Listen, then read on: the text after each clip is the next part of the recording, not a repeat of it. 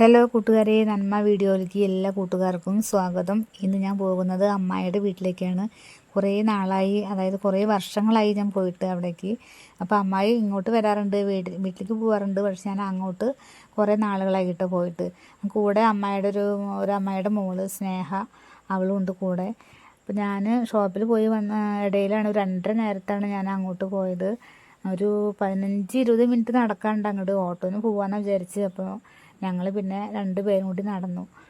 അപ്പോൾ കുറേ നാളായി, വഴി അങ്ങനെ എനിക്കറിയില്ല, പക്ഷേ അവൾക്കറിയാം. അതുകൊണ്ട് പിന്നെ വഴി അങ്ങനെ ബുദ്ധിമുട്ടേണ്ടി വന്നില്ല. അപ്പോൾ കുറച്ച് നേരം വീഡിയോസൊക്കെ എടുത്തു.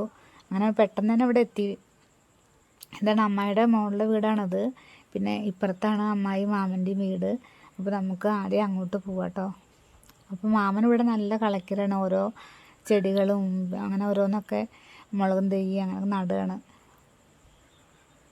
ഇതാണ് അമ്മായിയുടെ വീട്. അമ്മായി ചായയൊക്കെ ഉണ്ടാക്കാൻ നോക്കി. അപ്പോൾ ചായ വേണ്ട പറഞ്ഞു. മാമന് ചായ ഉണ്ടാക്കുകയും ചെയ്തു. പിന്നെ ഞങ്ങൾ മാംഗോ ജ്യൂസ് ഉണ്ടായിരുന്നു. അപ്പോൾ കുറേ മാങ്ങ ഉണ്ടായിരുന്നു ഇവിടെ. അപ്പോൾ മാങ്ങ കൊണ്ടുപോകാനായിട്ടാണ് വന്നതും.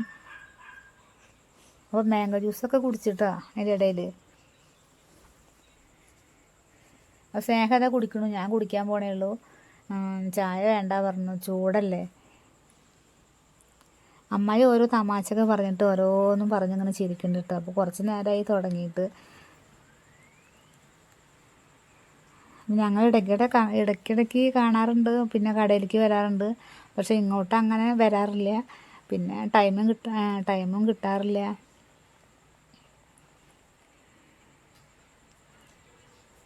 ഒരു ഗ്ലാസ് നിറയെ മാംഗോ ജ്യൂസൊക്കെ കുടിച്ചു. നല്ല ടേസ്റ്റ് ഉണ്ടായിരുന്നു, നല്ല പഴുത്ത മാങ്ങയായിരുന്നു. അപ്പോൾ അതിൻ്റെ വീഡിയോസ് ഞാനിപ്പോൾ കുറച്ച് ഭാഗം കാണിക്കാം. തൊലിയൊക്കെ കളഞ്ഞ് അത് ഉള്ളത് കാണിക്കാം കേട്ടോ. അവസാനം ഭാഗം ഞാൻ കാണിക്കുന്നുണ്ട്.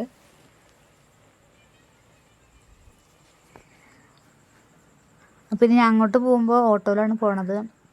2 തെങ്ങിൻ തൈയും കൊണ്ടുപോകണം. പിന്നെ ചെടികൾ, അങ്ങനെ കുറച്ച് കാര്യങ്ങളൊക്കെ ഉണ്ട്.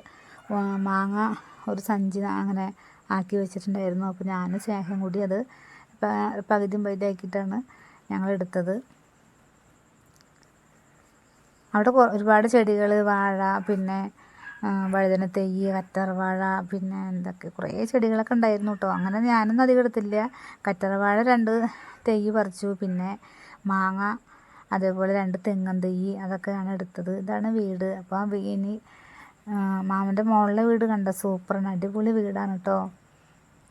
ഫ്രണ്ട് ഭാഗം നല്ല ഓടിൻ്റെ ഇതിൽ ഭംഗിയായി വെച്ചിട്ടുണ്ട്. ഇത് മാമൻ്റെ അമ്മായിയുടെ വീടാണിത്.